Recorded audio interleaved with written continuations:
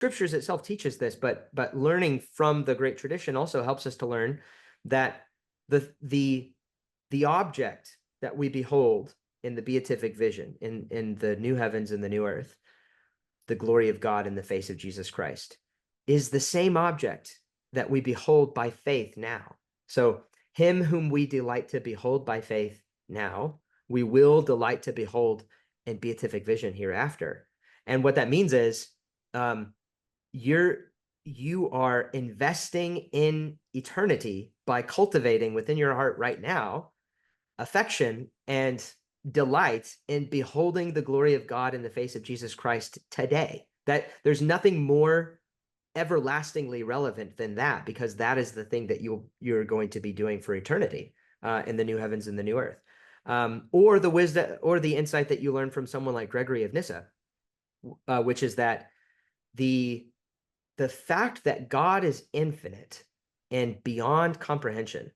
So that word infinite, it's a word of negation. I'm not really saying anything positive about who God is.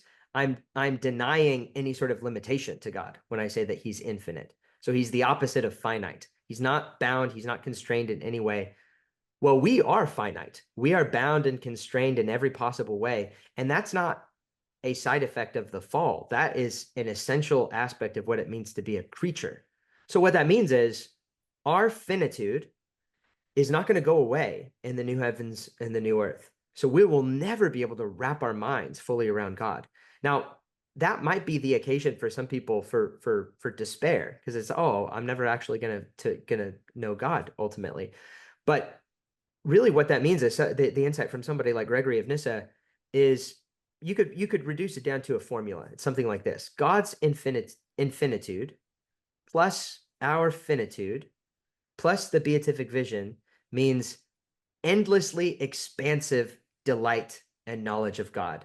So our capacity for knowing God will increase incrementally forever, and our delight in God, our capacity for delight in God will increase incrementally forever, even as the satisfaction of that delight and desire for knowledge is met increasingly. So we're constantly satisfied, and our capacity for more delight is ever increasing. That's what it means for a finite creature to increasingly know the incomprehensible, infinite God. It means, what that means for us practically is endless joy.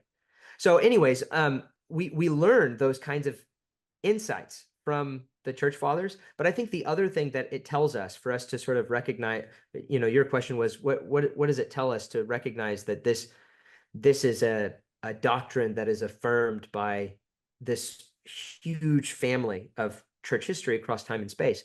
I think what it tells us is it's not the fad, or it's not some unique concern of some particular people group, like whether you're, it's not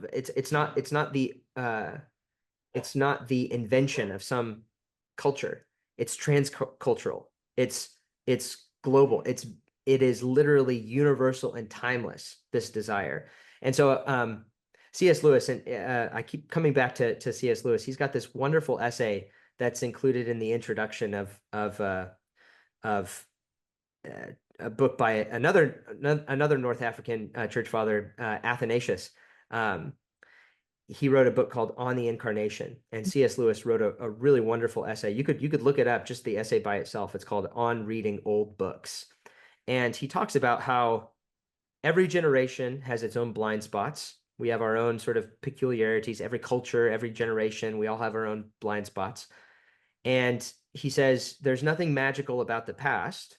We would just as, if we could somehow look into the future, we would just as helpfully sort of gain perspective on our own blind spots. But we obviously can't get access to books in the future. So the only way for us to sort of be aware of our own peculiarities, our own blind spots, our own, individual little bugaboos of our own particular culture and time and space, is for us to keep, I think the language he uses is the fresh sea breeze air of the centuries blowing through our sails. And so we gain perspective. And when we gain perspective, there's something that is tremendously consoling about recognizing that there's a desire in my heart and then finding theological language to make sense of that desire, and then to recognize that desire was not created by my circumstances.